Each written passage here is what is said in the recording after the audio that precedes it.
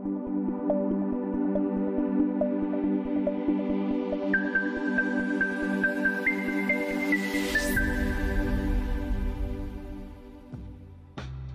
به دوستای عزیزم، اشکان هستم از تیم فارسی اکسچنج. در این قسمت قراره به بخش واریز و برداشت در صرافی XT بپردازم.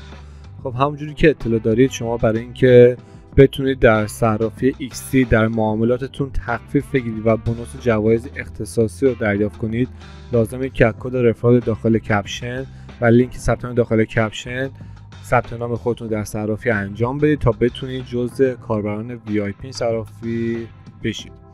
خب برای واریز کردن و شارژ حسابمون در مرحله اول در صرافی XT از همین صفحه اصلی سایت میتونید روی گزینه دپازیت کلیک کنید و وارد صفحه واریز بشید. اگه نه، از طریق گزینه فاندز میایم روی اوورویو کلیک میکنیم.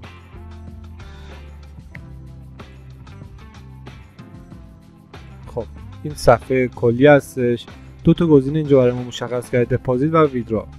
دپازیت برای واریز و شارژ حساب است. روی این کلیک میکنیم و وارد قسمت واریزی میشیم.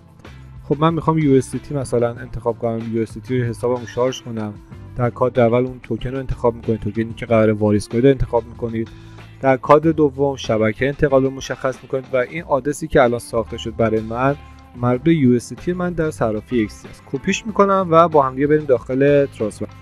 خب اومدم داخل تراست والت. به عنوان مثال شما میتونید بیاین اینجا یا صرافی که داخلش دارایی دارید، USDT دارید و میخواید انتقال بدید. روی گزینه سند کلیک میکنم.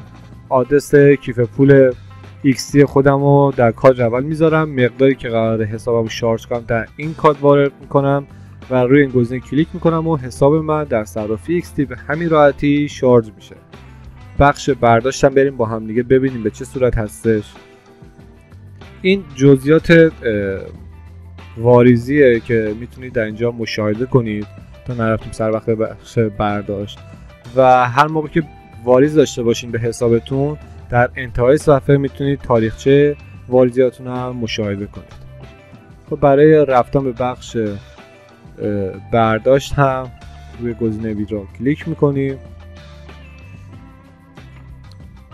و در کادر اول قرار توکنی که قرار انتخاب کنیم و توکنی که قرار برداشت کنیم رو انتخاب میکنیم.